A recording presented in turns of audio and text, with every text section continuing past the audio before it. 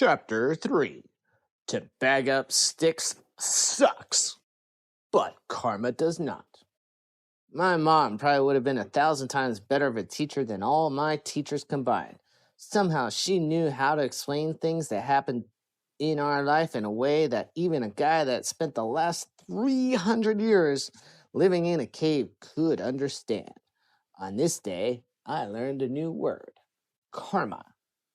So, one of those really early memories from before my accident that really stands out came in the spring of 2003, probably sometime around April. We got clobbered by a rainstorm harder than the other Billings Pee Wee baseball team clobbered our starting pitcher Ryan Hamster last year during the first game of the year. Poor Ryan. The whole town was a mess. My mom, being my mom, never missed a chance to remind me that helping other people is one of the most important things that I can do.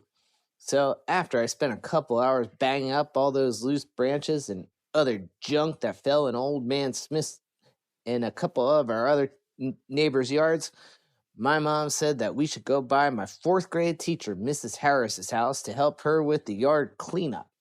She was getting up there in years. My mom was a lot nicer than me and some of the other kids at school when we talked about Mrs. Harris's age. We used to say stuff like, "Who's older, Mrs. Harris or the light bulb?" At this point in the game, I was already 10 years old, so it wasn't as easy for my mom to convince me to do everything that she asked of me. From the time I was about 4 until 8, I think she just had to tell me that I could have an extra chicken nugget that night for dinner. It was sure as the Montana Mountaineers, our local pro team, were gonna stink that year that I would do it. On that day, she negotiated with me a bit, and we made a deal that she would take me to Billings Park to hit some baseballs when I was done cleaning up Mrs. Harris's yard. Which, by the way, my mom had to have been the best girl pitcher in the history of baseball in Montana. If she had her hat on when she threw pitches to me, I would have bet you a banana split sundae that you wouldn't have even recognized that she was a girl. I grabbed my Lucky hat, and me and Lucky jumped in her brown truck to head over to Mrs. Harris's house. I worked like a machine to bag up those sticks as fast as I could so I could get to the field to take some cuts. Before we knew it, we were getting some cookies and smiles from Mrs. Harris, and then we were on our way to practice hitting. My fourth grade season was less than 4 days away. When we were heading to the field, it was another one of those times that I realized something, but I didn't tell my mom until she was much older. She was definitely right in saying that you always felt better after you helped other people. On that day, I knew I felt better for one reason in particular. I was feeling really silly, especially when I saw Lucky sticking his head out the window of her truck. As we rumbled over the potholes, I decided to stick my head out the truck window along with Lucky, just to try and get my mom to laugh at us. But before she laughed, something terrible happened. My Lucky hat fell out of the window. That's when she made a U-turn and we headed back up Cedar Street so we could find my favorite thing in the whole world. It felt like we were driving up and down Cedar Street for 1,000,000 hours trying to spot my red hat. Later on, my mom said that she was only about 1 second away from giving up on finding that red hat when she heard some guy from about 100 yards back yell, "Are you guys looking for this?"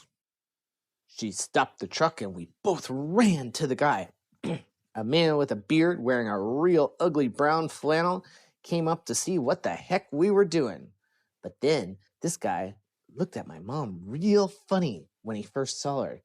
He kind of checked her out like Harry Dent looked at Emily Watts in third grade when he asked her to be his girlfriend. I remember him saying something like, "June, it must have been 5 years since I last saw you." The even weirder thing was that Mom looked at him real strange too. She didn't stare at him like she wanted to go be boyfriend and girlfriend or anything stupid like that. She looked at him more like the time our third grade teacher, Mrs. Moore, told us a story about the time she saw a ghost. Ooh. Mom waited like a million years and she finally said something. Chuck, I don't know what to say. First, I heard you didn't. Didn't. Well, and then I heard about your big day last year in the beginning of the Mountaineer season.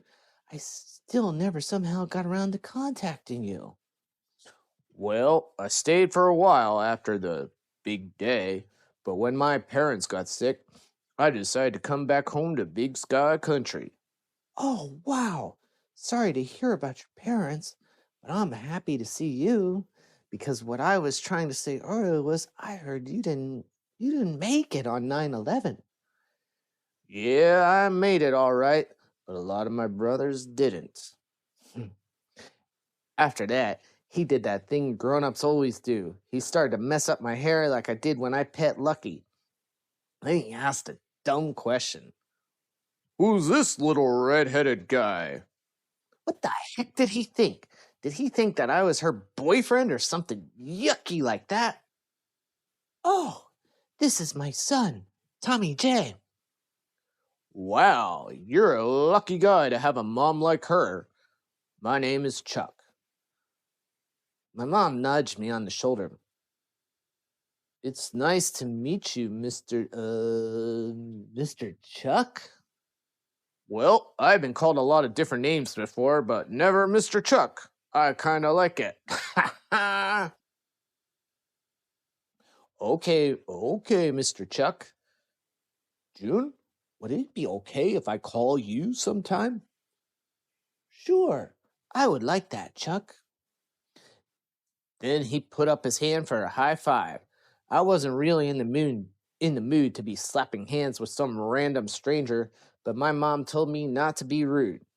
Then she tore off a piece of paper from one of my notebooks that was sitting in the front seat of the car. When we got in the truck that day, I remember my mom looked happier than I had ever seen her look before. Now, you know what, Tommy J? You love that lucky hat just about as much as you love chicken nuggets. I said, yeah, so what do you mean? She continued on. I gotta be honest with you about something. Now, even though we don't go to the same church your friends at school go to, and we don't really talk about Jesus or God or anything like that, I gotta tell you about this thing that I believe happens to people. When there is not really a yes or no answer as to why this thing could happen, it's called karma. I asked her, what the heck is karma? So she told me, well, you see, ever since you were only about as high as my boots, I have been reading to you at night stories about helping other people. Most of the time, it's because it's going to make you feel better if you help other people. And from about the time you grew as high as my knee, I have been sending you out in the neighborhood to help all the people that live nearby. She kept going, even though I might have looked confused. And if you do a lot of good for other people, a lot of times when you really need help, you will get things that there's no way you can explain. Like Mr. Chuck showing up back there with your lucky hat just when you were about to give up. But I don't understand what you mean, Mom. I really think it's because of all the good you have done. Even if I made you do a lot of it, you weren't about to lose that hat just yet. So the guy appeared right when we were both about to give up, and that is what we call karma, my boy. I couldn't tell you if I fully understood what she meant at that time, but I remember I asked her, well, with all the good I have done for our neighbors, does that mean I will magically hit 300 home runs this year? Woo! She turned her hat around. She turned my hat around on my head while sporting a big old smile. Who knows, Tommy J? Maybe that man, Mr. Chuck, will be bringing you karma even better than 300 home runs. I couldn't see how anything in my life could be better than hitting 300 home runs, but I did have a feeling, whether it was karma or not,